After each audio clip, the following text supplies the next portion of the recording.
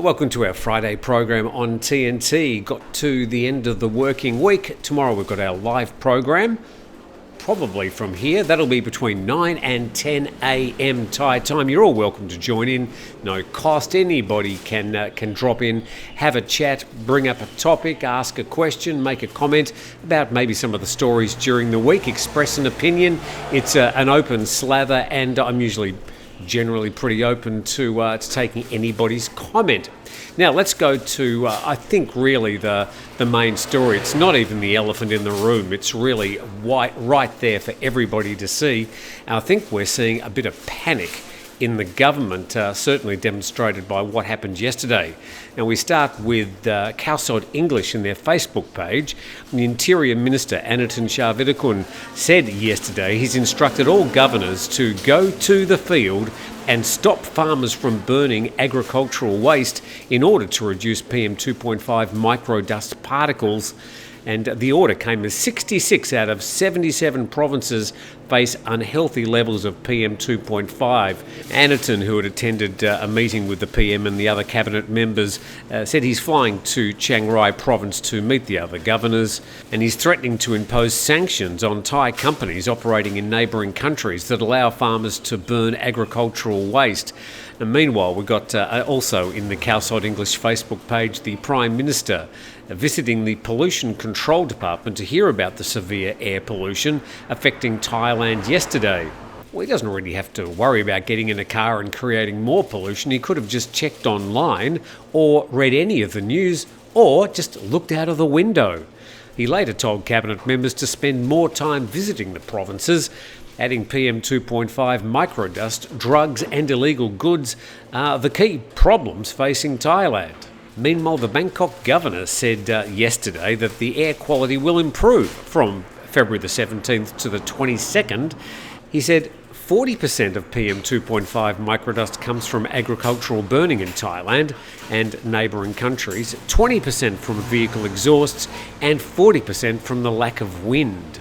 Now, I should say that today we've had quite a lot of improvement, and we'll check that out in just a moment. But still everybody's talking about it. And the BangkokPost.com reports that SATA urges PM 2.5 action. Motorists urged to switch to public transportation. The government's urging members of the public, especially those who live in areas most heavily affected by PM 2.5 pollution, to make the switch to public transportation as authorities work out a way to resolve the problem. Well, of course, Bangkok is the main focus with that particular comment. It's really the only area that's got decent public transportation. And the Prime Minister asked the public to cooperate with the state's effort to combat the country's air pollution. We must work on improving the situation instead of just talking about it. I think everybody could wholeheartedly agree with you. Maybe you could grab a fire extinguisher and drive up into central Thailand. All provincial governors have been instructed to prevent open waste burning in their respective provinces, while the relevant departments have been told to work with neighbouring countries to curb the practice. To help improve air quality around the capital in the long run, the government's considering rolling out incentives to get more motorists to switch to electric cars, as well as moving the busy Klong Toei port outside of the city. Well, both laudable initiatives, but even if they were instigated, probably only improved the situation by 1 or 2%. And yesterday, 44 provinces reported unhealthy levels of ultrafine PM 2.5 pollutant, including Bangkok. And IQ Air, a Swiss company which provides global air quality data, ranked Bangkok as the city with the 9th worst air pollution in the world on Thursday. Now, I think that's dropped to 22 or something. Chiang Mai's up there as well today. In another development, the Secretary-General of the Office of the Basic Education Commission said schools in areas that have been declared as PM 2.5 red zones have been allowed to decide for themselves whether or not they would suspend on-site classes when air pollution reached unhealthy levels. So great, the kids can go home rather than breathing in the unhealthy air at school. They can go home and breathe it there instead. So let's go to the iqair.com map. We see generally an easterly airflow there. We start off with the very south of the country. We can see the border down the bottom, working our way up through Phuket. We've got the islands in the middle there, in the Gulf of Thailand. Then we work our way up to Bangkok and Pattaya there. We can see a lot of red. Admittedly today, better situation than yesterday. Central Thailand, even some purple spots. And up around Chiang Mai, the situation bad, but not as bad as it was yesterday. Northeast Thailand showing a distinct improvement, and it's that easterly airflow that's been causing most of the problems, particularly for Bangkok, with the situation in Cambodia with the forest fires blowing directly into the capital. Moving on to this from VOA, and Bangkok says work from home as pollution blankets city, reported by VOA, the United States International Outreach. This story being reported a lot around the world. Bangkok City employees have been told to work from home to avoid harmful air pollution as a layer of noxious haze blanketed the Thai capital yesterday. The air monitoring website IQ Air ranked Bangkok among the 10 most polluted cities in the world yesterday morning. As I said, it has improved quite a lot today. I think it's down in the 20s. But let's check out the sort of company that Bangkok is keeping at the moment. Places like Dhaka in Bangladesh, Lahore, Pakistan, Delhi, India, Mumbai, India, Baghdad, Iraq, Karachi in Pakistan, Jakarta, Indonesia, Hanoi, Vietnam, Skopje, North Macedonia, Kolkata in India. Now, a lot of these places end up on this list on a daily basis, and Bangkok's one of the most visited cities in the world. But if we keep seeing it in the top 10 in this list, it's going to certainly tarnish that reputation. And we see Bangkok as a place for great food. We see it as a place for exciting nightlife, Thai culture. We don't want to be thinking of Bangkok as one of the most polluted places to go in the world.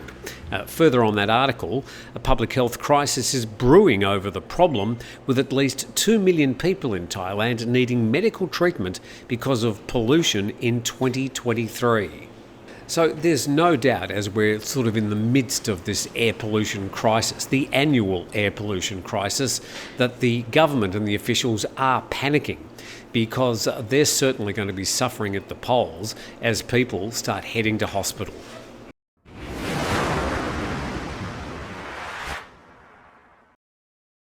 A big thanks to our sponsor, 5-Star Marine at 5starmarinephuket.com. Certainly recommend them if you're heading down to the Southern Islands, you want to have a cruise around Phangar Bay. There's some extraordinary spots, some of which you've never even heard of, that 5-Star Marine know about, and they'll be glad to take you out there. So check the link in the description below if you'd like a special discount for TNT viewers. Going to our next story now, and reported by Thailand-business-news.com. Thailand considers same-sex marriage bill with potential economic boost in focus. And Thailand is on the verge of becoming the first country in Southeast Asia to legalise same-sex marriage. The bill, which has been approved by the Cabinet and is awaiting parliamentary approval, would grant same-sex couples rights and benefits such as inheritance, property, adoption and tax deductions. Well, the bill's got cross-party support when it does get to the top of the pile, considering the largest opposition party, Move Forward Party, suggested the bill in the first place. It'll sort of sail through Parliament. But beyond the social and legal implications, the article asks, could the bill also have a positive impact on Thailand's economy? Tourism is one of the main pillars of Thailand's economy, accounting for about 20% of its GDP.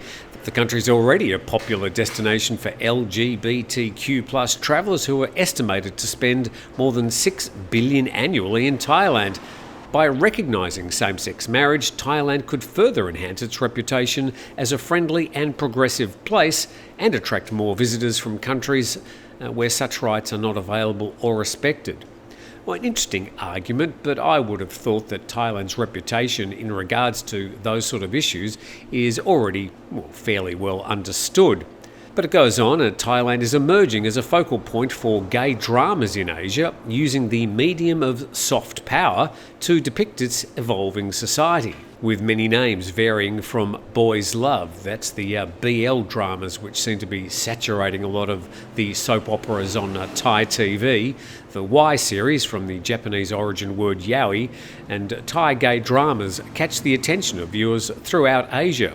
Although they were primarily made for the domestic market to support the popularity of similar South Korean dramas, they took the world by storm.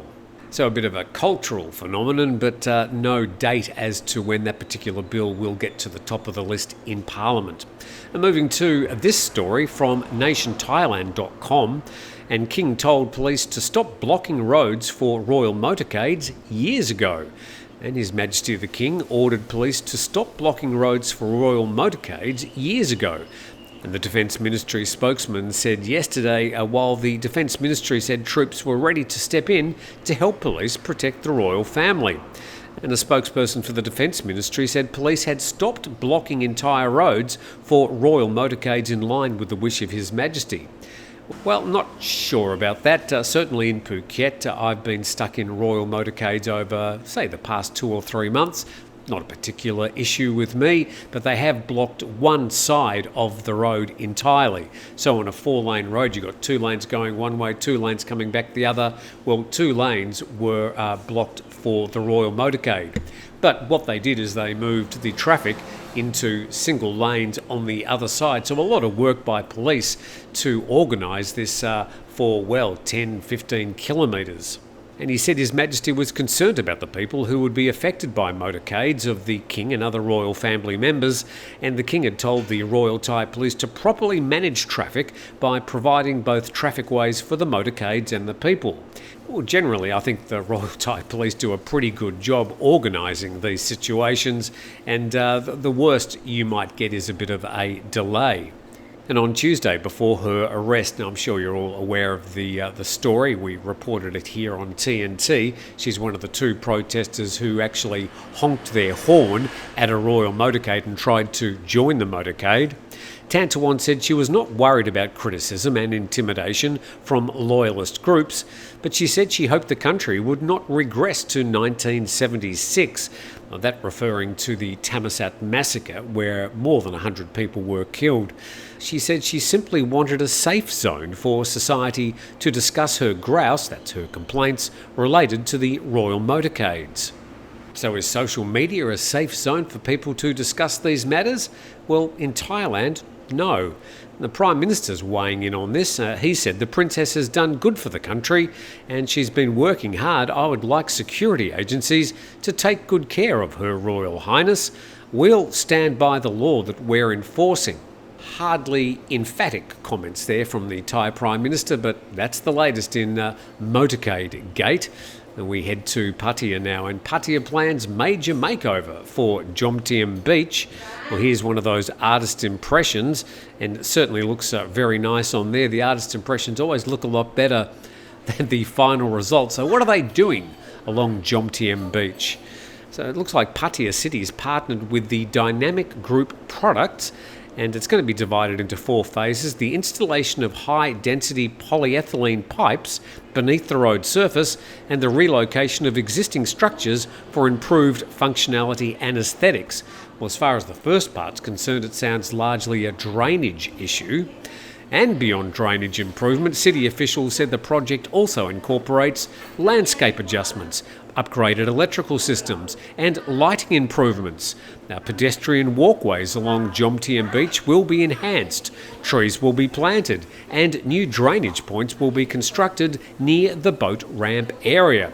And parking capacity will also see a significant increase from 629 to over 1,100 spaces to ensure safety and continuous illumination. High-mast lighting poles will be installed along the 4-kilometre stretch of the beach.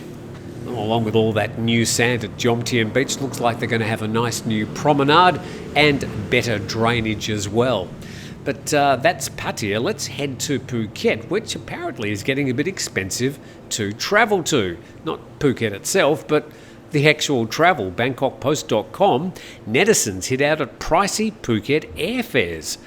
One contributor revealed that airfares offered by low-cost carriers from Bangkok to the Andaman Island spiked to around 14,000 baht per trip, 2 to 3 days before the planned departure date, while others said they paid 5,000 baht for a one-way trip to the island, despite booking weeks ahead of their scheduled date of travel. Well, those airfares are indeed excessive. If you remember, I was travelling to Bangkok for nearly 2 years and back to Phuket once a week, so 2 flights a week. And I was paying around about 1,000 to 1,200, sometimes less than 1,000. So these airfares are certainly well in excess of what I was paying. And the president of the southern chapter of the Thai Hotels Association said the average prices of airfares and hotels in Phuket have both been consistently increasing since the end of the pandemic. And the price increases have aligned with demand, which surged during the current high season, mainly driven by foreign tourists. And according to the Civil Aviation Authority, the regulated ceiling price for the 698-kilometre one-way trip from Bangkok to Phuket is set at 6,500 baht for low-cost carriers and just over 9,000 baht for full-service characters. The president of the Phuket Tourist Association said the tourism sector had been monitoring airfares but was yet to find any airlines selling their tickets at prices above the ceiling price. Well, that was like waving a red rag at a bull, so I had to go and check. So I started with Vietjet Air, who I flew with often, and I picked Saturday next week as a travel date from Phuket to Bangkok, or Bangkok to Phuket, one or the other. And the fares, well, the highest fares there, about 3,800 baht for the cheapie. And then I went to Bangkok Air, and their fares going from Phuket to Suvarnabhumi, they were available on that same date for about 5,760 baht. So, it doesn't look like those airfares are quite as excessive as some of those people found, but certainly there has been an element of price gouging of tourists who are heading to Phuket at the moment. It's the busiest time of the year. We're right in the middle of high season, so you can expect to find airfares, well, cheap airfares, a little bit harder to find. It will get better as we start heading towards the wet season, I'm sure. And with that, thank you very much for dropping in. Hopefully you're a bit more up to date with some of the things happening around Thailand. Please subscribe to the channel and we'll do it all again tomorrow.